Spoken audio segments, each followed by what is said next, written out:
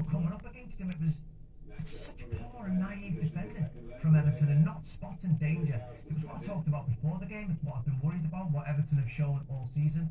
It's their Achilles heel against them. This was a huge game for both managers, of course, but it's Sean Dyche's men who pick up all 3 points. Let's hear now from the Burnley boss. Well, Sean, sum up a roller coaster night and a huge win for your team for us. Yeah, very important win. Displaying patches, a bit better, but a restart really. We had 7 games where we got back to what we were. 4 losses, couldn't score a goal, and then tonight we looked back at it in patches, like I said, when it counted. Where did the extra threat come from tonight? Just looking at your team from the very start, it looked like you tried to get as much attacking options into it as you could. Well, I think also the fact that I think they've taken 6 points out of 42 away from home before the game. Seen it 49 or something over the season so far. So, we felt there might be that edge that we could attack them, maybe, possibly more freely. I don't think it was free flowing, but we had moments which counted, of course.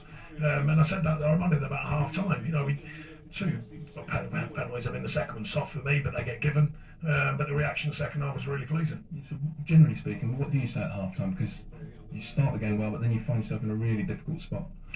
I just said we've got to get back to the shape and the basics, because we started really well, started with a real good tempo to the game, asking questions of their defensive unit. They got a penalty out of nothing really, and then we just kind of lost our shape for a bit. We lost the discipline, we lost the basics, got a bit nervous, conceded the second. So second half I just said, right, let's get back to basics, let's get back to our shape, back to getting the ball forward with a bit better quality, and I felt that we could get back into the game. So as you touched on earlier, how do you expose the team? How do you prey on the team with a poor away record? Well, you hope to create chances. I thought we did that, over the full game. But sometimes the mentality's hard. I've been down there. I know what it's like. Every season's there's been tough patches for us, and sometimes you kind of. It's hard to explain, but you kind of sense that the team might have lost out to win a game. And I said to them half times, I'm not sure these know how to win a game, lads. Away from home particularly. So I said, we've got to play on that, we've got to play on that mentality. We do it by playing forwards, we do it by playing forwards with better quality, and by being more aggressive in our play, if you like, and passing. I mean, physically, but our passing play and trying to get into the front area of the pitch.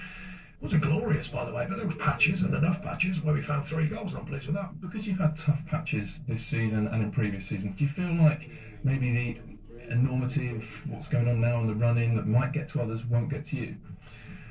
It might do. I can't guarantee what others are doing. I'm looking to try and guarantee what we do. That's hard enough, by the way. But it's just a restart. It's one game, You don't say just because you win that, There's 9 more to go, so the focus will be on the next one that comes. Does it set you up well, though, for what's ahead?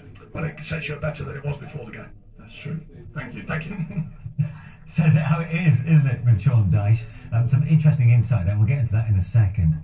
But that is how important that win was for Burnley. Let's not forget they'd lost their last 4 without scoring, so scoring 3 this evening was no mean feat as far as the Carrots are concerned. But they go to 24 points after 29 games. They're now within a point of Everton, who've also played 29, so both have got 9 games left of this season, and it is going to be tense. It's going to be nervous. That's going to continue now from here on in for the next 4 or 5 weeks. And in terms of the fixtures on the horizon, we did have a glimpse of them, of course, at the top of the programme. But it's about momentum at this stage of the season, because Burnley will want to build on that. And that next fixture is against one of those sides in the bottom 3. They're away to Norwich at Carrow Road. For Everton, on the back of that demoralising defeat today, they're at home to Manchester United, who of course are in the race for the top 4. And that puts a pretty different slant on things. Also, when you consider Everton's run-in is tougher than that of Burnley's. Yeah, I mean, we could quite easily, looking at the first next fixture, as it were, looking at the 2 sides swapping, Burnley going ahead of Everton, but it could end up being exactly like that, flip-flopping, right till the end of the season. Then for Burnley away against Norwich, Sean Dyche has needed a platform for his team to build on.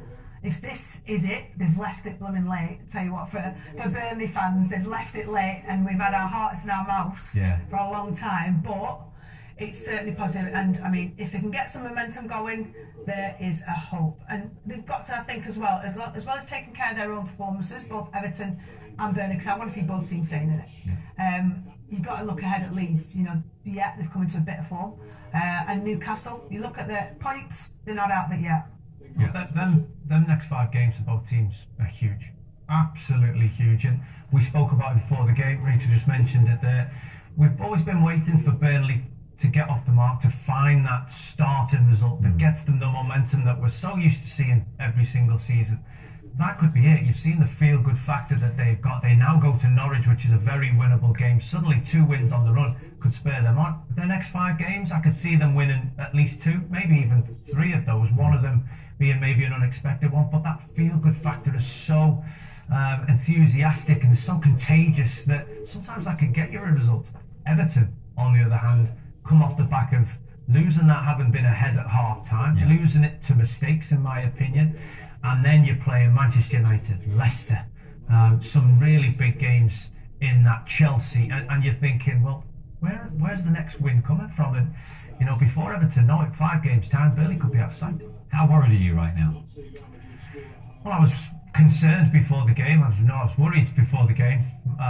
That's obviously gone through the roof right now because, you know, even Sean Dyche mentioned then in his interview, his team talk at half-time was, lads, we're behind, we're doing okay, but these don't know how to win away from home. Let's get out there and let's make sure we go and put them under pressure because they don't know how to get over the line. So that showed how easy that is for an opposing manager to say, these can't win. Go out there and they'll fall apart. And that's basically what you saw from Everton in the second half. They had chances to go ahead even more, to take the game away from Burnley. They didn't. And then you're giving away sloppy goals with really, really poor defending. Let's have a look at those chances. On another day, Richarlison could have walked away with the match ball. Yeah, unmarked at the back post. And he mishit his cross and ended up hitting the crossbar, hit Richarlison. And if he picks out Richarlison there, it's probably game done. As it happens, 3 or 4 minutes later, Jojo Kenny was the one, left himself exposed, and Everton conceded that equaliser. From that moment on, Burnley did start to look the stronger in the game. Poor decisions from Everton cost them. They've switched off, or their heads are slightly elsewhere, and whether that's because I don't think they would certainly can't deem it was a lack of effort, but just concentration levels were just sporadic. Yeah, but you see what makes Sean Dyche's comments even more interesting, I suppose, the fact that at half-time he said to his players they are there for the taking, is that he won't be the only opposition manager who'll be thinking that from here on in. They'll just want to accentuate that message to all their players, right? He won't have been the first either. Well, Burnley second bottom and they're losing 2-1 at half-time, but your manager's saying you can go on and win this. I mean, you not only go on and win this, but the opposition don't know how to win. The opposition don't know, honestly, that it's the kind of thing that I'd be insulted by if someone was saying that about a team I was playing, and I would be very frustrated. I'd be angry, and I'd be determined to put that right, especially to now hear that publicly, that's what opposition teams and that's what opposition managers think about you and think about your team. And there's only one way of putting that right, and that's out there on the field. Do you think this team have got it in them to provoke a reaction from comments like that? I don't know. I thought they got a little reaction after Frank Lampard criticised them a couple of weeks ago. Palace. Better performances against West Ham and a better performance tonight. But you still got to not concede goals. That's 5 goals in 2 games. The last 5 minutes of that first half, they really dug out under a little bit of pressure. Richarlison back defending, backs to the wall. And I thought, here we go. They look like they'll be able to do it, but second half was back to normal.